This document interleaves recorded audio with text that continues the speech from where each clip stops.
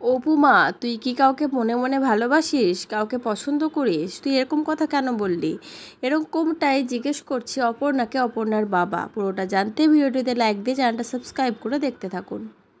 অপর্ণা যখন ঘটককে তার বিয়ে ঠিক হয়ে গেছে এরকম একটা বলে তাড়িয়ে দেয়, অপর্ণার বাবা মা এটাতে খুব রেগে যায়। ওই জন্য ওর কাছে জিজ্ঞেস করে, তুই এরকম কেন বললি?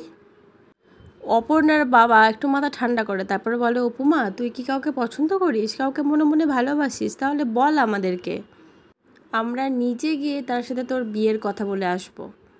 অপর্ণা তো এরকম কথা শুনে চিন্তায় পড়ে যায়, কিন্তু অপর্ণার মা পাশ থেকে বলে, আরে ওইসব কাউকেও পছন্দ করে না, আসলে আমরা ওকে না জানিয়ে বিয়ে ঠিক করেছি না, এটা ওর প্রতিশোধ নিল, শুধুমাত্র শাস্তি দেওয়ার জন্য এরকমটা বলল।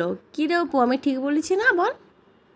তখন অপর্ণা বলে, তোমরা আমার বিয়ে নিয়ে একটু বেশি এক্সাইটেড হয়ে যাচ্ছ। আর বাবা মা, তোমরা দুজনেই জানো আমার কাজের প্রমোশন হয়েছে, দায়িত্ব বেড়েছে, কাজ বেড়েছে, আর তোমরা মাঝখানে বিয়ে বিয়ে করে ওর মাথাটা খারাপ করে দিচ্ছ। আমার কাজে একটু ফোকাস করতে দাও, একটু সময় দাও আমাকে। এখন যদি তুমি শুধু বিয়ে বিয়ে করো তাহলে কাজটা কী করে করবো বলো তো? মন দিতে পারবো না তো কাজে। তখন অপর্ণার মা বলে, ওই যে তারা সুন্দরী মা বললো যে তোর বিয়ের যোগ আছে সামনে, তুই কি ওর থেকে বেশি বুঝিস নাকি অপু? তখন অপর্ণা তার মায়ের দিকে তাকিয়ে বলে, মা, তারা সুন্দরী মা কিন্তু এটাও বলে গেছে যে সময় হলে সব কিছু হবে। তাহলে তোমরা এত তাড়াহুড়ো করছো কেন? সবটা সময়ের উপরে ছেড়ে দাও না। অপর্ণার মা তখন বলতে থাকে, উনি তো যা বলেছেন বলেছেন, কিন্তু আমাদের কোনো দায়িত্ব নেই অপু।